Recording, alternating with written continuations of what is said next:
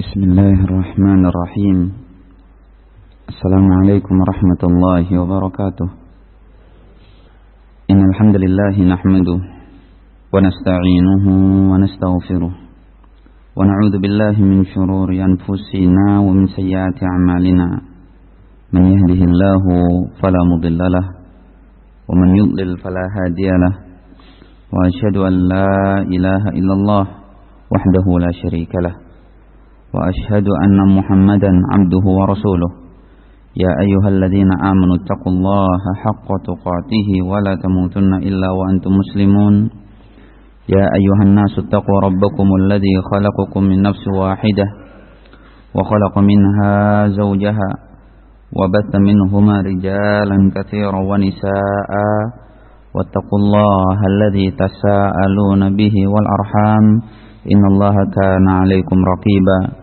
يا أيها الذين آمنوا اتقوا الله وقولوا قولا سديدا يصلح لكم أعمالكم ويغفر لكم ذنوبكم ومن يطع الله ورسوله فقد فاز فوزا عظيما. أما بعد فإن أصدق الحديث كتاب الله وخير الهدي هدي محمد صلى الله عليه وعلى آله وصحبه وسلم وشر الأمور محدثاتها فإن كل محدثة بدعة وكل بدعة ضلالة وكل ضلالة في النار. أعاذني الله وإياكم من النار. معاشر المسلمين والمسلمات rahimani wa rahimakumullah jami'an. Ketika Allah Subhanahu wa taala berfirman di dalam Al-Qur'anul Karim, wa min ayatihi an khalaqalakum min anfusikum azwaja, dan di antara tanda-tanda kebesaran Allah atas kalian adalah dijadikan untuk kalian itu punya pasangan. Allah katakan dengan kalimat tanda kebesaran. Dalam lafaz Al-Quran diartikan ayat. Wa min ayatihi an khalaqalakum min anfusikum azwaja. Mungkin sebagian besar dari kita memahami kalau namanya ayat adalah huruf yang ada pada Al-Quran, diletakkan di atasnya harokat dan titik, dibaca ketika sholat. Namun ternyata itu bukanlah satu-satunya ayat. Benar, itu merupakan ayat yang ada dalam Al-Quran. Namun ayat yang lain diartikan sebagai tanda kebesaran Allah, tanda kekuasaan Allah. Kalau diturunkannya Al-Quran, itu merupakan tanda kebesaran Allah, tanda kekuasaan Allah, yang kenikmatannya ini sangat luar biasa, tidak bisa ditandingi ya dengan perkataan lain, karena terkandung padanya segala macam kebaikan dan pelipur lara serta hidayah dan petunjuk yang akan membawa seseorang dari zulumat, gelapnya kesesatan, ila nur, menuju pada cahaya hidayah yang terang benderang. Maka ternyata Allah katakan di dalam surat ini Ar-Rum, wa min ayatihi an khalaqalakum min anfusikum azwaja. Tanda kebesaran Allah yang lainnya yang pada kalian itu adalah Allah jadikan kalian hidup punya pasangan. Ketika kita sudah paham bahwasanya kita diberikan oleh Allah pasangan, laki-laki harus merasa istrinya adalah tanda kebesaran Allah, ya, anugerah besar dari Allah Subhanahu wa taala, sesuatu yang harus patut disyukuri oleh suaminya. Begitu pula sebaliknya, sang istri ketika melihat dan memandang suaminya, pandanglah dia sebagai ayat Allah Subhanahu wa taala, tanda kebesaran Allah, anugerah yang sangat luar biasa dari Allah untuk dirinya dan pada suaminya. dijadikan banyak kebaikan untuk istrinya tersebut. Maka ketika masing-masing pasangan punya dasar konsep seperti ini, hidupnya dalam mengarungi mahligai pernikahan, perjalanannya menuju surga Allah Subhanahu wa taala akan dibangun di atas rasa cinta dan ketaatan. Seorang kalau memandang pasangannya dengan pandangan hina, pandangan rendah, gak butuh, maka cintanya tidak akan lahir. Dan dia pun tidak akan melakukan bakti, ketaatan, ataupun khidmat kepada pasangannya. Sebab dia sudah pandang rendah, pandang remeh pasangannya. Demikian pula ketika suami sudah menganggap bahwasanya istrinya ini apa sih? Ya. Yang penting saya sudah maharin dia, saya sudah jadikan dia istri, sudah. Selebihnya dia harus nurut sama saya, taat tunduk sama saya. Maka jadilah istrinya bagi dia seperti budak pesuruh yang wajib menuruti seluruh keinginannya. Maka rumah tangganya akan menjadi hambar, ya. Dan juga hidup istrinya akan tertekan, dan suami tidak akan menjadi contoh yang baik bagi istrinya terkhusus, kemudian bagi anak-anaknya. Kita suami sangat butuh kepada pasangan. Bahkan ketika Nabiullah Adam alaihi salam sudah Allah ciptakan dengan kesempurnaan fisiknya, dengan pengetahuannya yang luas, ditempatkan oleh Allah Subhanahu wa taala di dalam surga, di mana segala macam kenikmatan ada di sana dan semua keinginan akan dikabulkan di situ. Ternyata Adam merasa nggak seneng, nggak tenang, padahal sudah dalam surga. Sudah ada di dalam surga dengan segala macam fasilitas yang diberikan oleh Allah yang serba leks. Nabi Adam tetap merasa hampa dan kosong. Maka ketika Allah tahu perasaan ini, Allah jadikan dari tulang rusuk Adam pendamping, namanya Hawa. Ya. Disitulah Adam baru merasakan surga ini sempurna dengan hadirnya pasangan.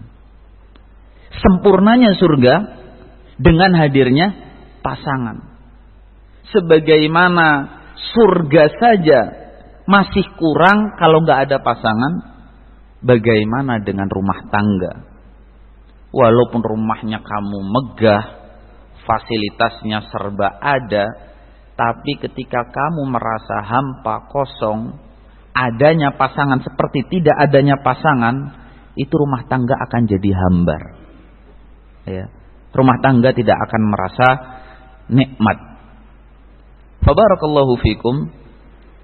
Maka tentunya kemudian syariat memberikan konsep bagaimana supaya rumah tangga itu bisa bahagia.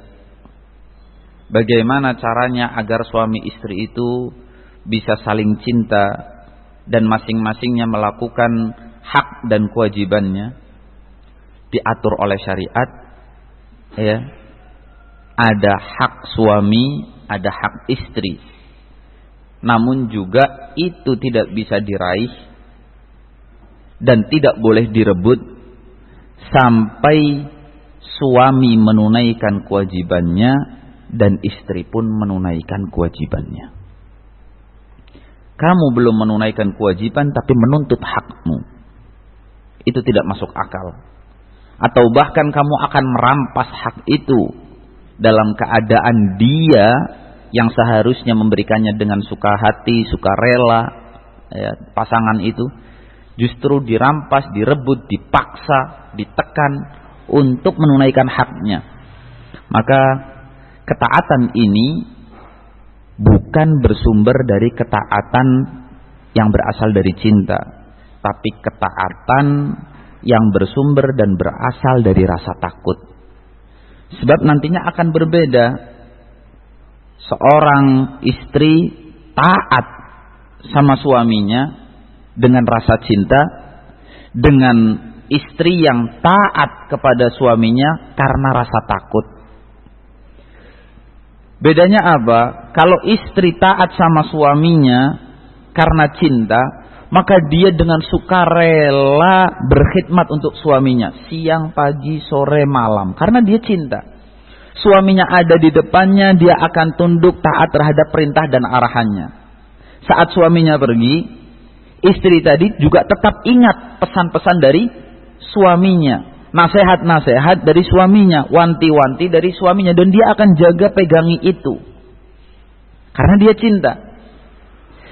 Namun manakala ketaatan para istri kepada suaminya dibangun dari rasa takut, maka di depan suaminya dia akan taat, dia tunduk, dia ngeladeni, dia berikan apa mau suaminya, tapi dengan rasa jengkel dan kesal, cintanya tidak ada. Maka ketika suaminya pergi, dia merasa lega, dia merasa puas, dan dia pun akan melupakan semua perkataan dari suaminya. Hilang itu dari benak kepalanya. Maka terjadilah berbagai macam pelanggaran-pelanggaran yang dilakukan oleh para wanita tadi ketika suaminya telah keluar dari rumahnya.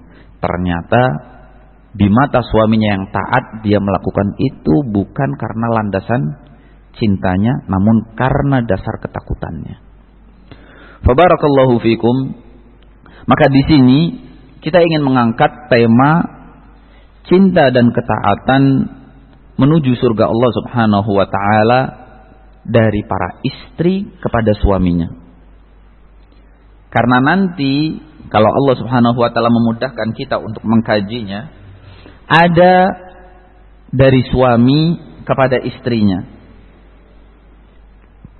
Karena luasnya pembahasan tidak mungkin bisa disatukan. Namun kami dahulukan perkara istri dibandingkan suami karena kita khawatir dari sabda Rasulullah sallallahu alaihi wasallam, inni ra'aitukunna aktsara ahlin nar. Saya melihat kalian wahai para wanita adalah merupakan penduduk neraka yang paling banyak.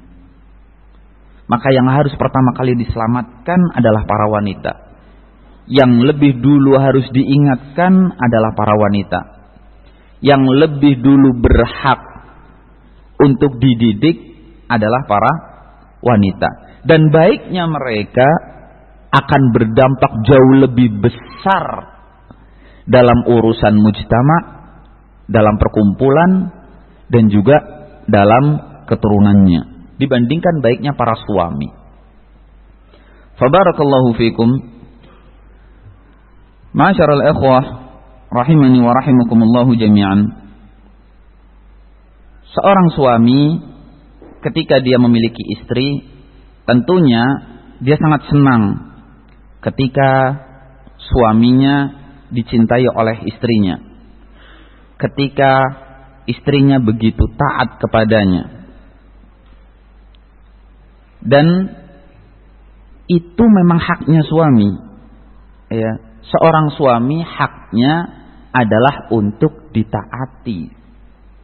Bahkan nyaris ketaatan suami itu sampai disembah dia, sampai dipertuhankan dia.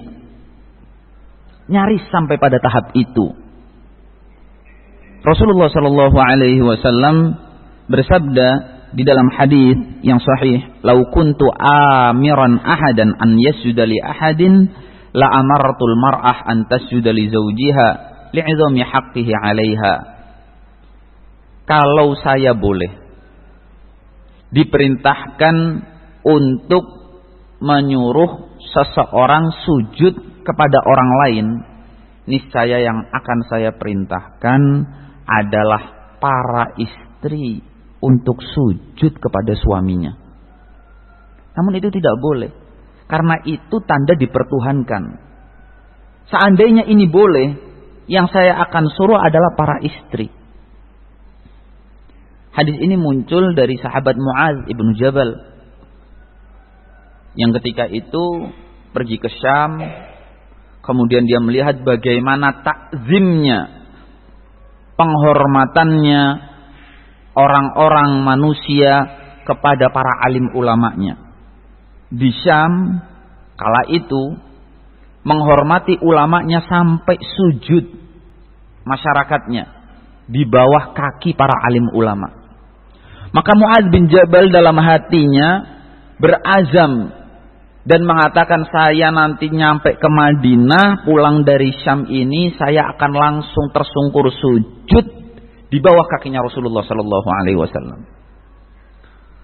Maka benar ketika Mu'adz bin Jabal pulang ke kota Madinah dari Syam, begitu melihat Rasulullah sallallahu alaihi wasallam, yang pertama kali dilakukan oleh Mu'adz adalah tersungkur sujud dalam keadaan Rasulullah berdiri. Maka Rasulullah langsung ambil tarik Mu'adz bin Jabal dan mengatakan, "Ma hadza ya Mu'adz? Ma hadza sani'?" Ada apa ini wahai Mu'adz? Kenapa?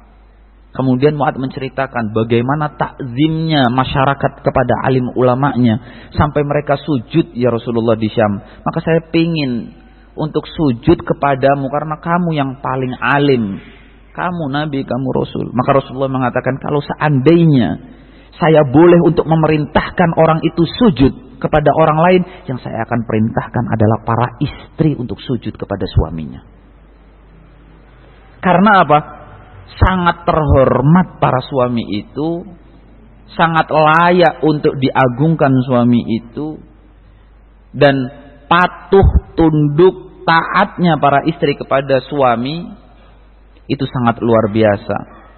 Maka pertama kali yang harus ditunjukkan rasa tunduk, patuh dan taatnya lewat gerakan sujudnya. Namun itu tidak boleh wahai Mu'adz, karena itu adalah syariat penyembahan, tidak boleh diberikan kepada selain Allah Subhanahu wa taala. Kalau demikian, maka para wanita hendaknya sekarang mulai menghitung, kalau ketaatannya saya kepada Allah ya sampai seperti itu menghormatinya, tunduk patuhnya, berarti yang nomor 2 adalah suami saya. Sebegitu takutnya kita kepada Allah, maka sebegitu takutnya pula kita dari kemarahan suami kita. Sehingga dia akan jaga betul suaminya, dia akan rawat betul suaminya dengan penuh rasa cinta kepada suaminya karena diperintah oleh Allah Subhanahu wa taala. Dan yang kedua adalah al-qiwamah atau al-qawamah. Para lelaki, para suami itu dijadikan oleh Allah Subhanahu wa taala sebagai qawam. Ya. Allah Subhanahu wa taala berfirman di dalam Al-Qur'anul Karim, "Ar-rijal qawamun 'alan nisa bima faddalallah." Lelaki itu ar-rijal qawam 'alan nisa adalah pemimpin. Dialah pemimpinnya, dialah yang memegang kendalinya. Dialah yang berhak untuk menentukan kemana arah kapal ini akan dibawa. Maka gak boleh kita seenaknya mengatur para suami. Ya. Kira-kira pilot kalau diatur sama penumpang bagaimana jalannya pesawat? Nahkoda, kapal besar, diatur sama penumpangnya, kira-kira bagaimana? Tidak boleh, ya. Oleh sebab itu para pilot diizinkan untuk diskusi, tapi bukan dengan para penumpang. Diskusinya dengan siapa? Dengan kopilotnya, asisten pendampingnya. Ya, tapi kopilot tidak bisa menerbangkan dan mengendalikan pesawat. Tidak bisa. Tetap yang mengendalikan pesawat ini siapa? Pilotnya. Maka istri pun demikian. Ketika Allah mengatakan ar-rijal, para suami, para lelaki adalah qawamun. Dialah yang memimpin, dialah yang mengendalikan. dikatakan qawwam disatukan dengan rijal, kata para ulama, rijal itu, lelaki itu punya akar kata yang sama dengan rijal. Ya, akar katanya sama, kaki. Ya. Kenapa? Karena dari kaki itu orang bisa tegak. Tidak adanya kaki, orang bisa lumpuh. Sesempurna apapun dirinya, nggak ada lelaki, ya, itu akan lumpuh. Maka rijal, yang lelaki itu, yang punya kaki, qawwam, dia bisa menopang sesuatu yang sangat berat sekalipun bebannya. Dia pikul bebannya istrinya, dia pikul beban anak-anaknya, dia pikul beban mertuanya, dia pikul beban orang tuanya dia sendiri. Dipikul semua oleh siapa? Oleh suaminya. Maka ar-rijal qawwam, dialah yang memikul sesuatu beban yang berat. Untuk siapa? Alan nisa, untuk para istrinya. Maka ketika sang istri melihat suaminya itu seperti itu, besarnya, luar biasanya, dia harusnya menghargai suaminya. Dia harusnya cinta kepada suaminya. Kamu para wanita terhormat, orang segan, orang hati-hati. Kenapa? Karena kamu punya suami. Bukan segannya orang kepada kamu karena kamu kaya. Bukan segannya orang kepada kamu karena kamu nasabnya orang terhormat. Bukan segannya orang kepada kamu karena kamu itu punya pencapaian di dalam pekerjaan atau perkantoran, dalam jabatan-jabatan yang tinggi. Bukan. Karena kamu punya suami. Bayangkan kalau kamu tidak punya suami, digoda kamu, dirayu kamu oleh semua laki-laki, ya, dijadikan tempat perbincangan, dijadikan sebagai target buruan oleh para laki-laki. Kamu selamat, kamu terhormat, kamu terjaga karena kamu punya suami. Orang jadi takut jangan udah ada suaminya, ya, mikir. Maka ar-rijal qawwam, sudah seperti itu dia harus menanggung segala macam beban. Maka cintailah para suami itu dan taati apa maunya. Dia sudah capek, dia sudah berat ngurusinnya. Maka ketika kamu cinta kepada suamimu, kamu taat kepadanya, kamu bisa berjalan bersamanya, diajak menuju surga Allah Subhanahu wa taala. Tapi kalau sudah sebegitu baiknya para suami dan kamu tidak menghargainya, taat gak mau, cinta susah, maka bagaimana pintu surga akan terbuka? Justru yang ada adalah maqat, ghadban, ya, rasa jengkel, rasa kesal dari suaminya kepada kamu.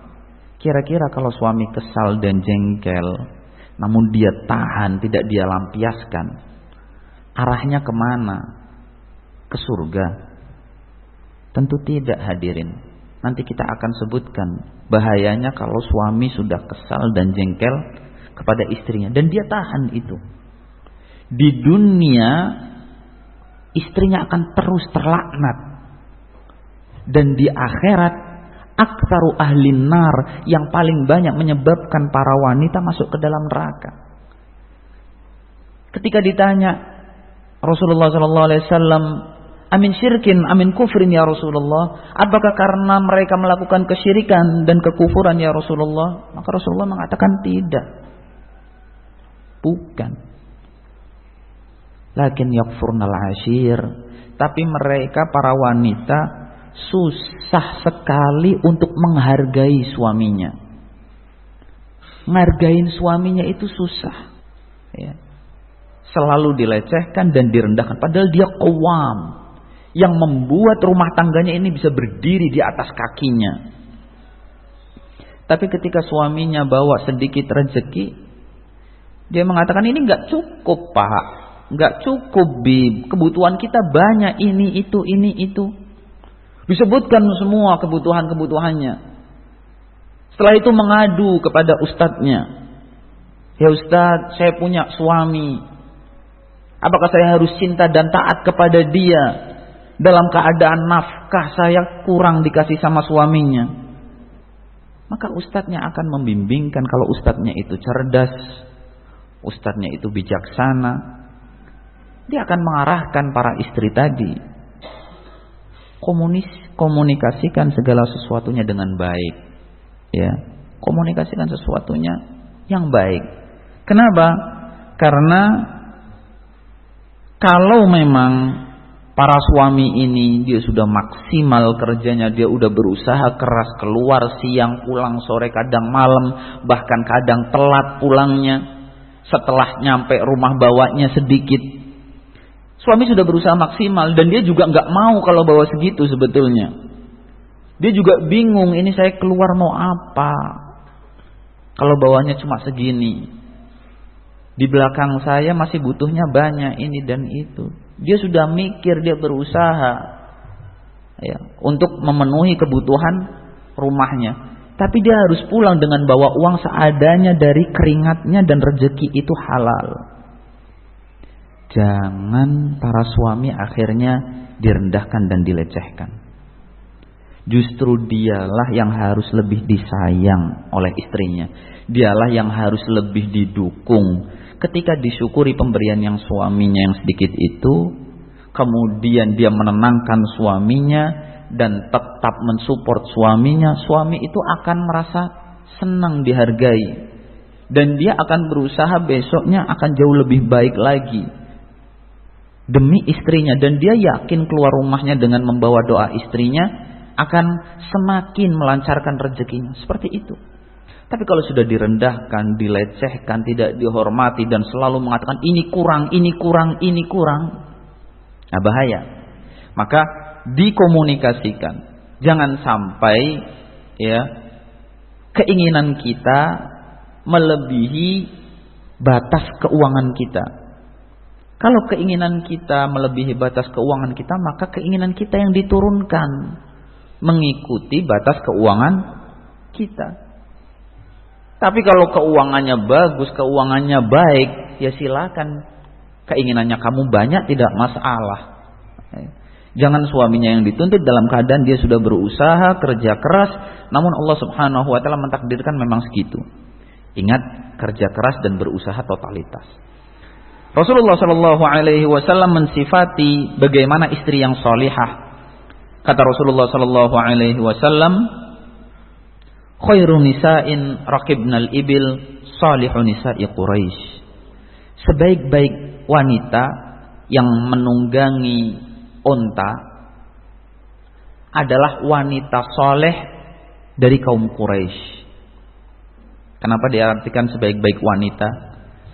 Karena wanita terbaik itu wanita yang paling terhormat dan dia tunggangannya itu adalah unta. Walaupun semuanya bisa melakukannya, tapi yang paling baiknya adalah tetap wanita Quraisy.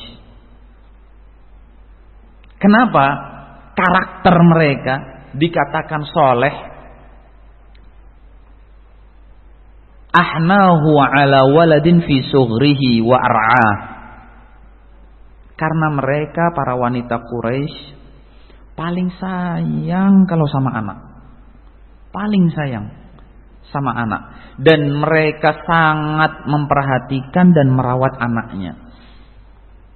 Cintanya sama anak luar biasa. Gemesnya sama anak luar biasa. Candunya sama anak luar biasa. Diemong, disayang. Ini wanita Quraisy. Wa ar'ahu ala zaujin fi dzati yadih.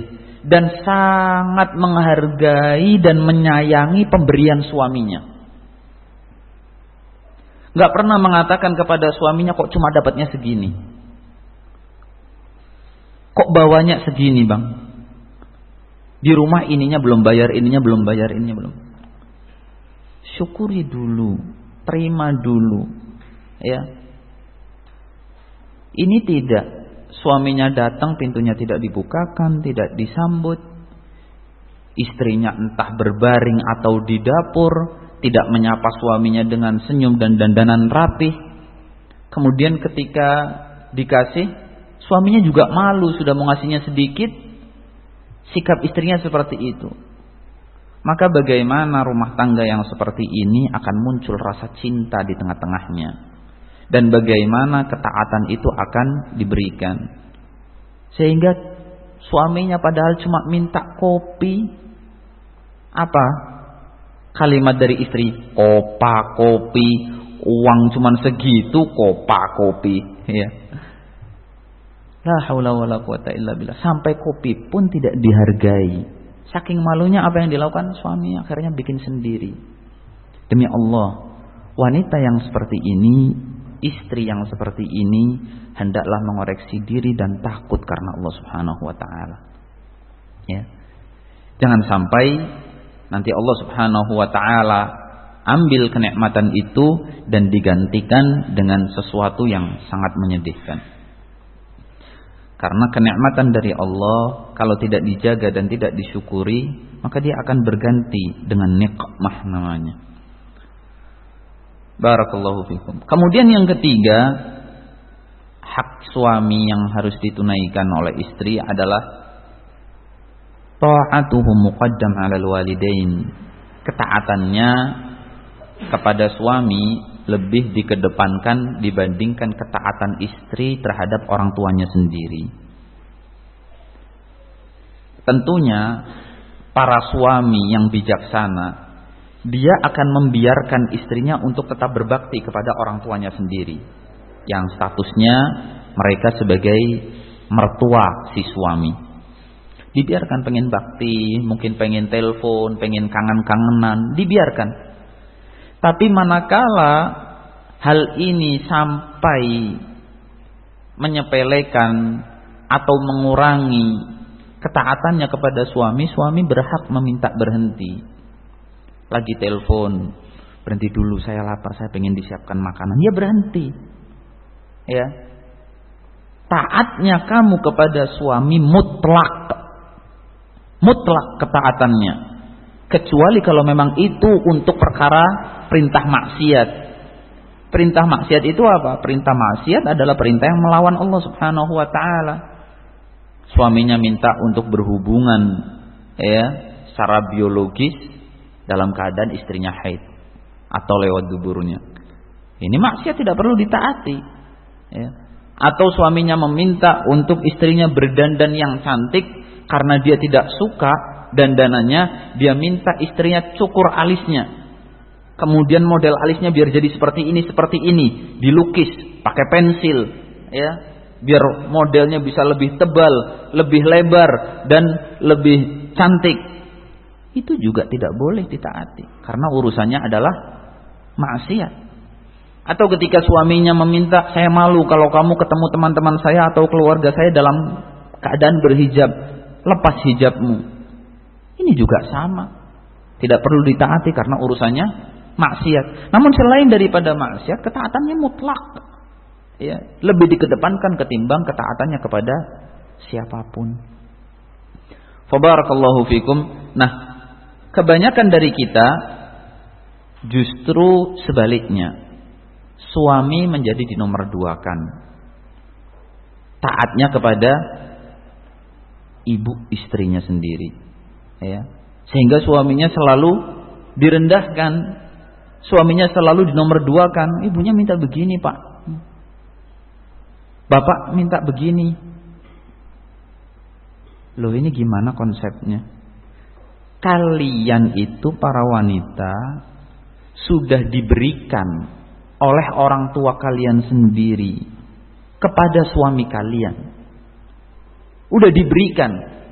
Barang yang sudah diberikan, sesuatu yang sudah diberikan, boleh diambil ulang? Nggak boleh, kecuali kalau memang dianya yang mengembalikan. Fahimtum? Bahkan diserahkannya para istri ini kepada suaminya, diserahkan sekaligus seluruh beban tanggung jawab dan resiko dosa. Diserahkan semuanya kepada suami. beban bapaknya dan beban ibunya dijadikan satu. Silahkan suami terima ini. Bapaknya dulu yang menjaganya, bapaknya yang dulu melindunginya, bapaknya dulu yang menjadi terdepan sebagai tulang punggung nyari untuk anaknya. Maka sekarang ketika saya serahkan anak saya ke kamu, kamu yang harus melindungi dia, kamu yang harus menjaga dia, kamu yang harus memenuhi kebutuhannya.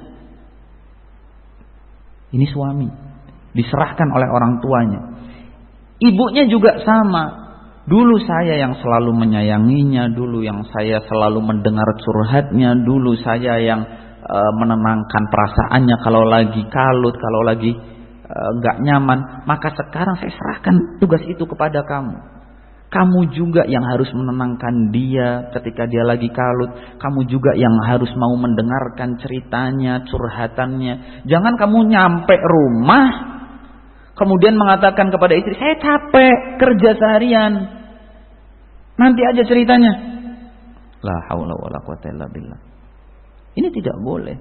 Karena kamu mengambil istri tadi dengan seluruh beban-beban orang tuanya sekaligus. Kamu ambil semuanya. Dan kamu mau menerima itu. Bahkan resiko dosa yang ada di pundak mereka kamu yang nanggung. Kalau istrimu berbuat keliru. Maka ketika sudah keadaannya seperti ini, para istri juga harusnya mulai paham. Oh iya, sudah seperti itu luar biasanya suami saya. Dia yang menanggung semua beban resiko saya. Maka pantas saja kenapa syariat memerintahkan agar saya lebih taat kepada suami ketimbang kepada orang tua saya sendiri. Toh suami saya sudah baik. Suami saya sudah, Masya Allah, sudah mengizinkan saya, sudah mempererat hubungan saya dengan keluarga saya. Walaupun saya dikeluarkan dari rumah saya secara fisik, tapi secara komunikasi saya masih terus dihimbau. Ketika ada acara saya masih diantar. Ini luar biasa sekali. Ya, disyukuri, maka Allah Subhanahu wa taala akan menambah kenikmatan tersebut. Sedangkan yang keempat adalah seorang istri menunaikan haknya suami, maunya suami, kebutuhan biologisnya suami. Karena itu baru tanda sang istri telah menunaikan hak Allah Subhanahu wa taala. Saya ulangi, memenuhi kebutuhan biologis suami adalah tanda sang istri telah menunaikan hak Allah Subhanahu wa taala. Sebetulnya enak sekali caranya dan mudah sekali rutenya untuk para wanita menuju surga dan ridhonya Allah. Ya. Semuanya serba enak, serba nyaman. Tidak ada yang berat. Cuma melayani suaminya. Ya. Melayani suaminya. Rasulullah sallallahu alaihi wasallam bersabda, "Walladzi nafsu Muhammadin biyadihi, la tu'addil mar'atu haqqa rabbiha hatta tu'addi haqqa zawjiha, walau sa'alaha nafsaha wa hiya 'ala qatab lam tamna'hu." Yang artinya adalah, sumpah demi zat yang jiwa Muhammad berada di tangannya, yakni demi Allah. Para istri tidak bisa dikatakan telah menunaikan hak Rabbnya. Tidak bisa dikatakan dia telah menunaikan hak Rabbnya. Hatta hingga tu'addi haqqa zawjiha, dia menunaikan hak para suaminya. Dia penuhi hak suaminya. Apa bentuknya? Walau sa'alaha nafsaha wa hiya 'ala qatab lam tamna'hu. Ketika suami minta untuk diajak masuk ke dalam kamarnya untuk berhubungan biologis, maka dia nurut, dia patuh, dia dengar, walaupun sang istri sedang berada di atas hewan tunggangannya. Sudah dandan, mau keluar, sudah pakai cadar, sudah pakai ini, sudah starter motor. Ya. Sudah ala qatab, sudah di atas kendaraannya. Suaminya manggil, ya sudah, copot semua, gagal, telat. Ya. Janjiannya terlambat. Ya. Tidak boleh mengatakan nanti sayanya sudah sampai seperti ini, udah siap semua, udah tinggal jalan, tinggal gereng, udah ditunggu, sudah telat. Tidak ada. Ya, tidak ada yang seperti itu. Berhenti turun. Dalam riwayat lain wahiya 'ala tanur. Dalam riwayat lain dia sedang berada di atas tanur. Tanur itu adalah sebuah tempat tungku yang sangat panas. Ada yang berlubang, ada yang tidak berlubang, ya bagian atasnya itu. Namun digunakan untuk membuat roti. Dan itu harus dijaga. Kalau tidak dijaga, telat sedikit itu gosong, hangus. Artinya lagi masak. Walaupun nanti masaknya gagal, ya tidak masalah. Yang penting penuhi suaminya. Itu kalau dulu bakal gagal. Sekarang insya Allah nggak gagal, cuman matikan kompor, ceklek. Nanti gampang nyalain lagi. Kalau dulu untuk matikan tanur itu harus ngeluarin kayu bakarnya dulu, harus dikepuk-kepukan. Lah nanti nyalainnya lagi setengah mati. Nyalain api yang keduanya itu setengah mati. Barakallahu fikum. Maka dalam riwayat yang lain, walaupun anaknya ghawwa, ya anaknya merengek. Ya, walaupun dia sedang berusaha menidurkan anaknya. Fabarakallahu fikum. Namun seorang istri yang taat kepada suaminya dan dia berusaha menunaikan hak suaminya, itu barakallahu fikum, dia bisa mempertimbangkan dengan pertimbangan yang bijaksana. Seandainya saya menolak, apa risikonya? Dan kenapa Allah Subhanahu wa ta'ala sampai memerintahkan para suami untuk dilayani seperti itu? Dia harusnya berpikir, para wanita ini, jangan mengatakan, wah begini lagi sibuk, lagi ini, lagi itu, atau nanti saja begini begitu. Jangan. Kenapa hadirin? Para suami ketika minta kepada istrinya, dia harus segera diberikan keinginannya dan kemauannya itu. Sebab kalau di luar dia bisa melakukan segalanya ketika telat. Anda istri tidak mau memberikan dia makan, dia akan beli di luar makanan itu dan halal makanan itu. Anda istri tidak mau mencuci pakaian suaminya, dia akan ambil pakaian itu, dia akan keluar dilondrikan di luar. Dan itu halal, dia bisa melakukannya. Anda istri tidak bisa memijat dia, tidak mau memijat dia, tidak kuat memijat dia, dia bisa keluar cari tukang urut, tukang pijat, ya, untuk memijat tubuhnya dan badannya. Tapi kalau Anda diminta oleh suami untuk memenuhi kebutuhan biologisnya, kemudian menolak, apakah suami akan melampiaskan nafsunya itu di luar? Maka Rasulullah Shallallahu Alaihi Wasallam mengatakan, dia tidak dianggap oleh Allah telah melakukan haknya. Sholatnya nggak dianggap, puasanya nggak dianggap, ngajinya nggak dianggap, sedekahnya nggak dianggap. Kenapa? Karena urusan ini permintaan suaminya tidak dia penuhi, yang akhirnya menyebabkan akibat yang fatal ketika suaminya tidak dipenuhi dan dia melampiaskannya di luar sana.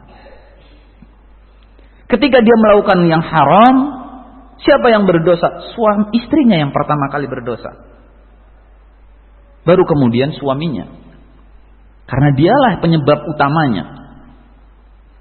Dan ketika dia melakukan yang halal di luar, akhirnya dia harus menikah lagi karena istrinya selalu menolak. Jadinya apa? Rumah tangganya damai apa nyaman-nyaman saja? Enggak.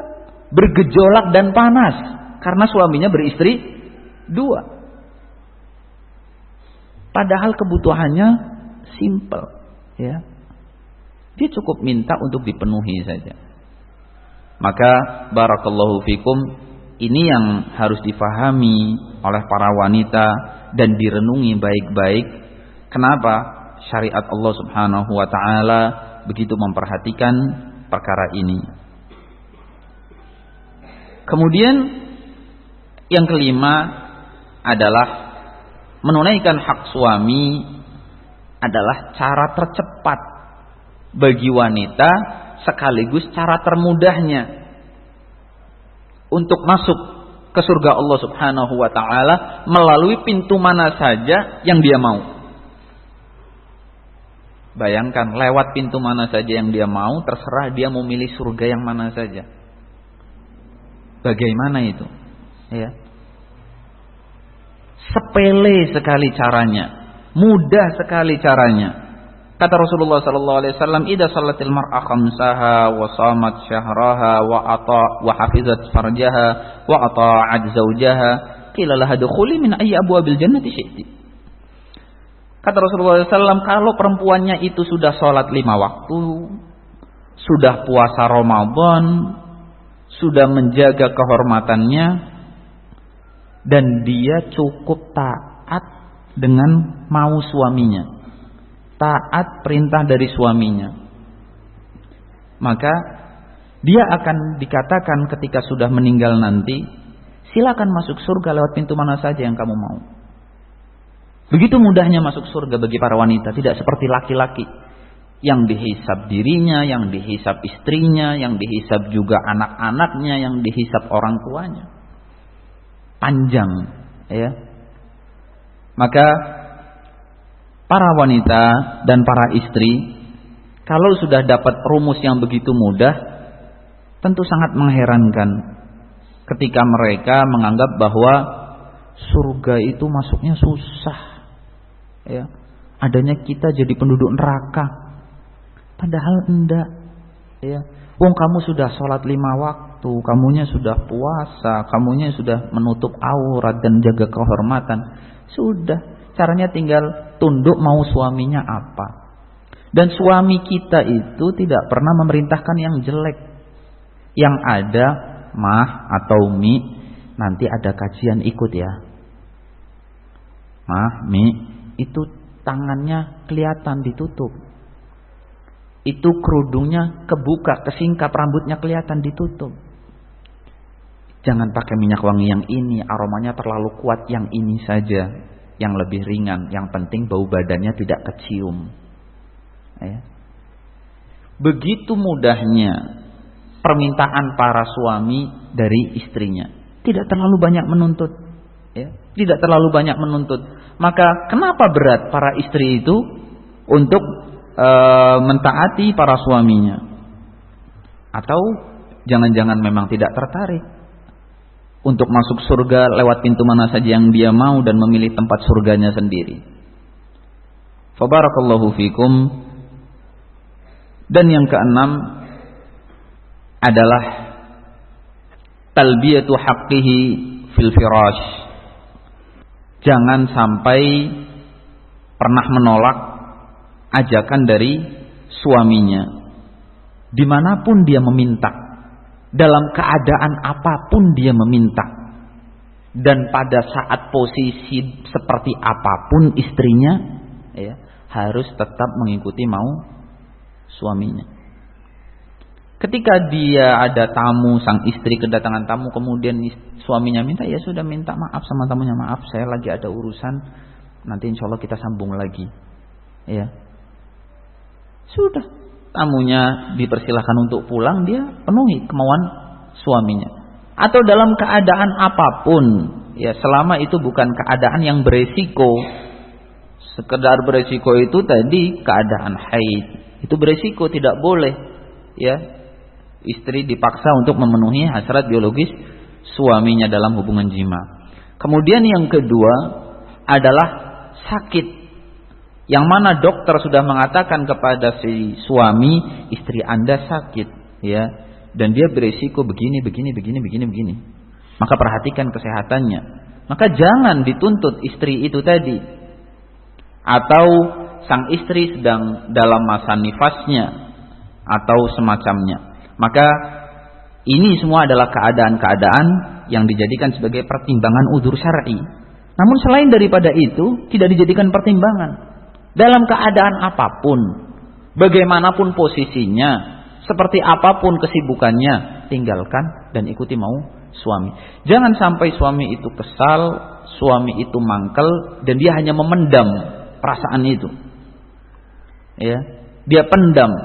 Gak mungkin dia lampiaskan. Gak mungkin dia marah-marah kepada istrinya. Namun Rasulullah sallallahu alaihi wasallam bersabda, "Idza da'a ar-rajul imra'atah ila firashihi fa'abat fabata ghabbana 'alaiha la'anatha al-malaika hatta tusbih." Ketika seorang suami meminta kepada istrinya dalam urusan ranjangnya, kemudian istri menolak sehingga suaminya menahan kesal dan jengkelnya, ditahan. Fabata ghadban, ditahan malam itu kesal dan jengkelnya. Alaiha, karena dia permintaannya ditolak. La'anat hal malaika hatta tusbih. Semalaman para malaikat melaknati istri tadi.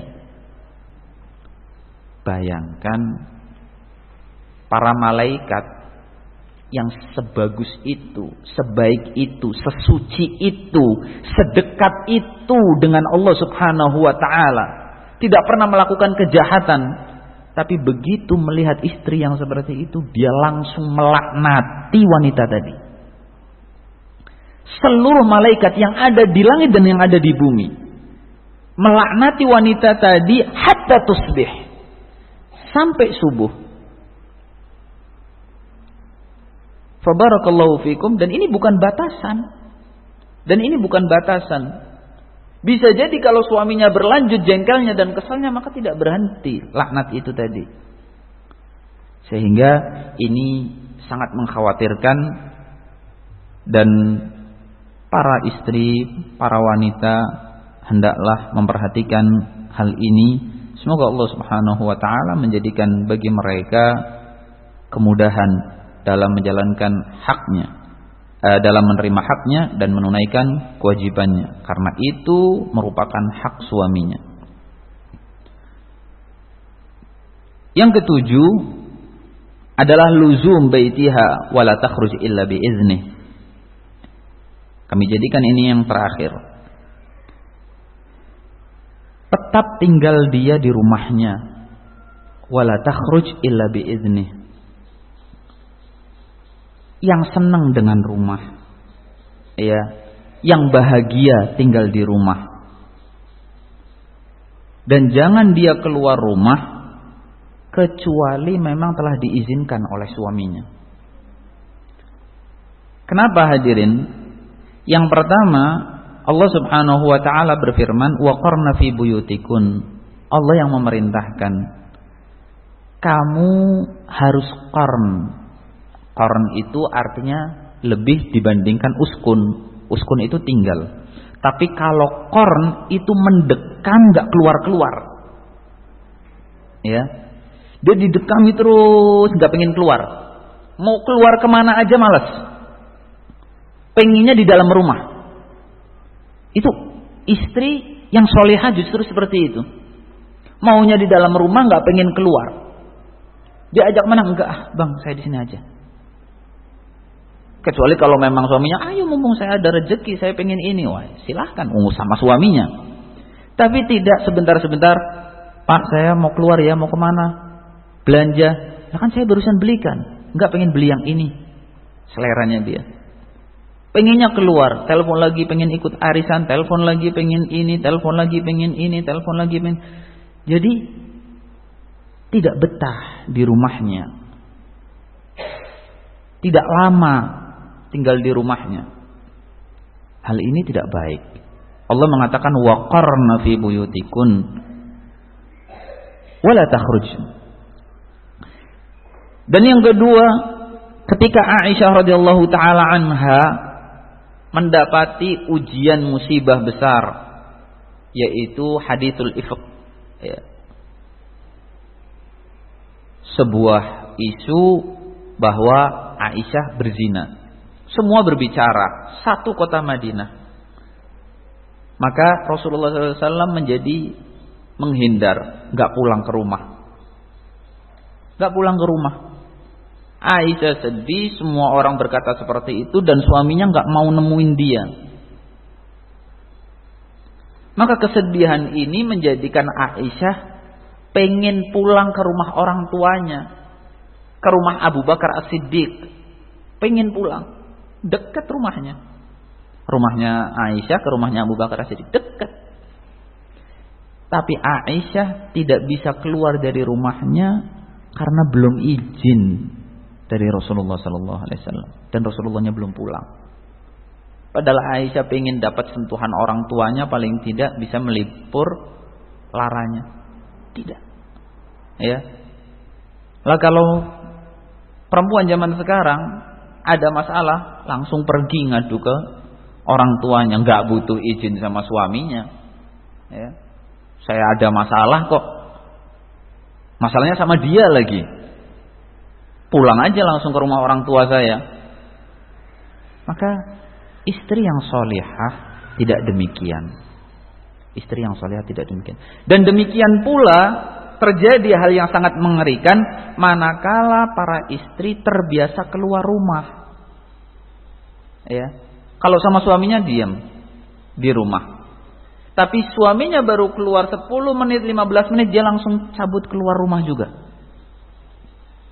Ada ke rumah teman, ya, kakak kelasnya, ke adik kelasnya, ke sahabat karibnya, yang di sana akhirnya kenalan sama orang lain, dikenalkan sama orang lain, maka akan timbul apa? Timbul mafsadah.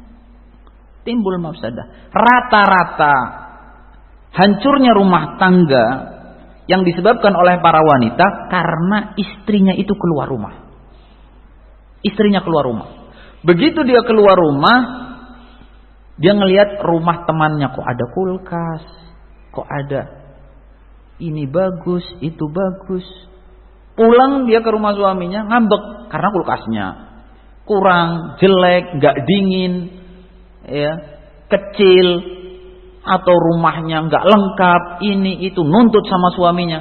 Lu yang salah siapa? Yang salah siapa?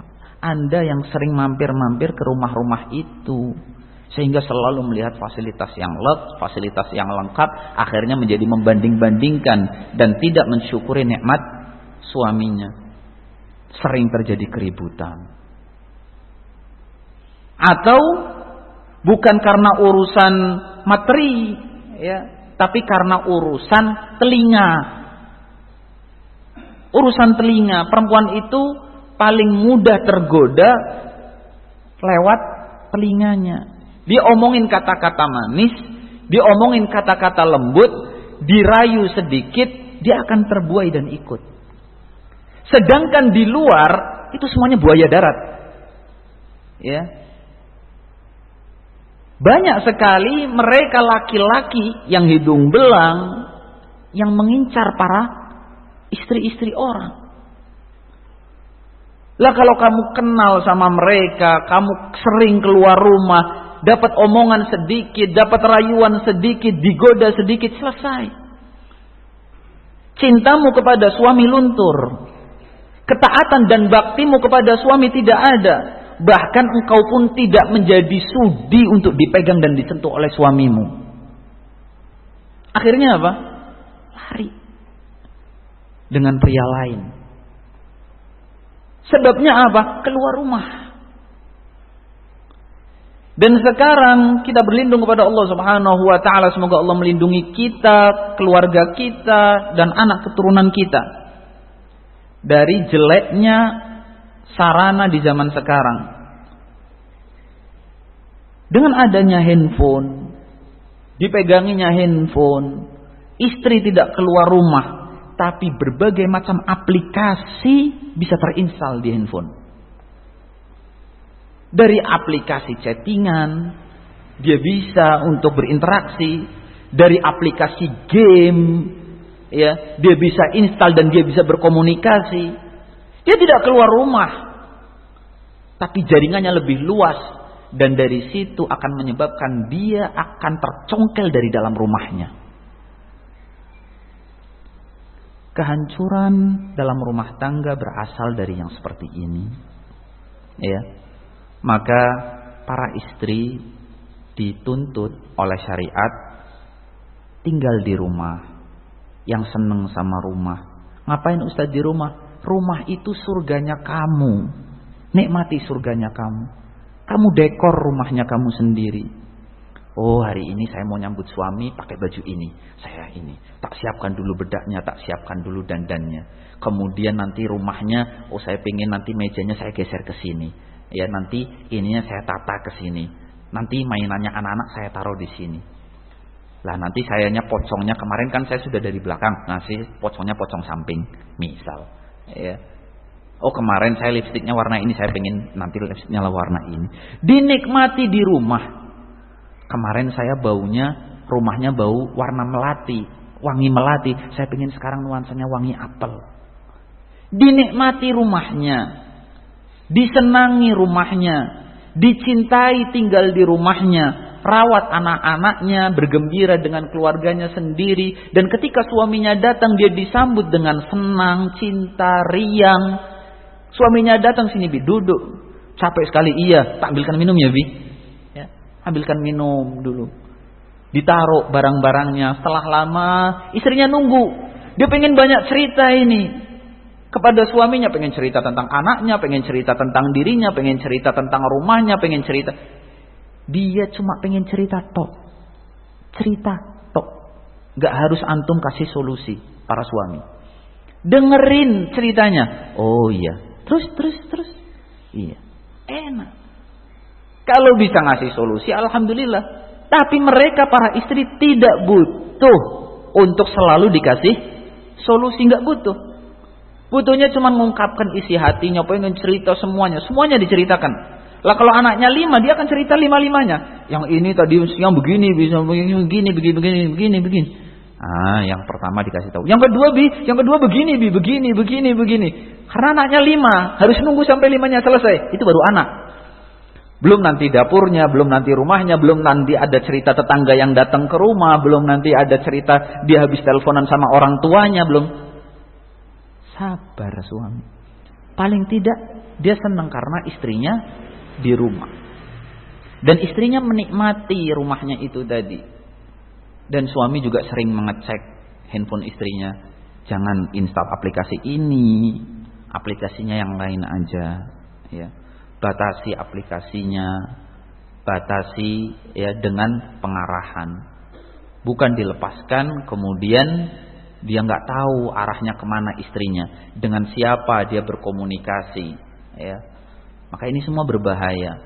Berikan arahan penuh dengan rasa cinta, penuh dengan sayang, sering puji istri. Kenapa? Karena kalau istri sering mendengar pujian dari suami, telinganya sering mendapat ungkapan rasa cinta, telinganya dari suami, sering mendengarkan ucapan terima kasih, telinganya dari suami, suaminya sering menghargai, suaminya sering meminta maaf karena kekurangannya, suaminya sering memuji kecantikannya, suaminya sering mengungkapkan rasa sayangnya dan mengapresiasi segala macam perbuatan dan usaha istrinya. Maka istri gak butuh dengan laki-laki yang di luar, percaya.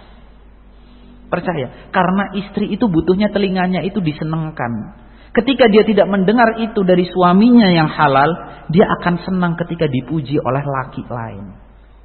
Disanjung tubuhnya, disanjung kecantikannya, disanjung kehebatannya, disanjung dan dipuji.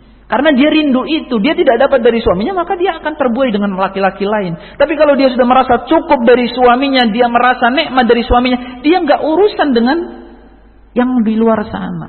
Maka ini sekaligus sebagai arahan dan bimbingan, semoga rumah tangga kita dan kaum muslimin di luar sana dilindungi oleh Allah Subhanahu wa taala dari berbagai macam kejelekan dan kejahatan yang dilancarkan oleh syaitan dan semua bala tentaranya.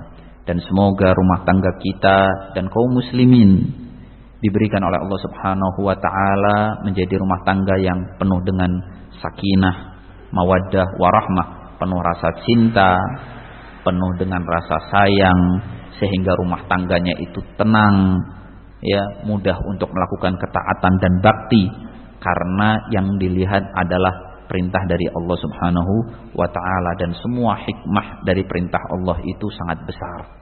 Hikmahnya sangat besar kalau kita mengikuti perintah Allah Subhanahu wa ta'ala.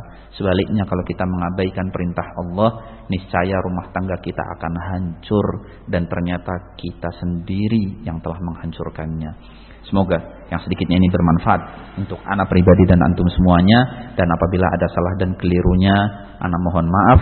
Ilahuna subhanakallahumma bihamdik asyhadu an la ilaha illa anta astaghfiruka wa atubu ilaik. Wassalamualaikum warahmatullahi wabarakatuh.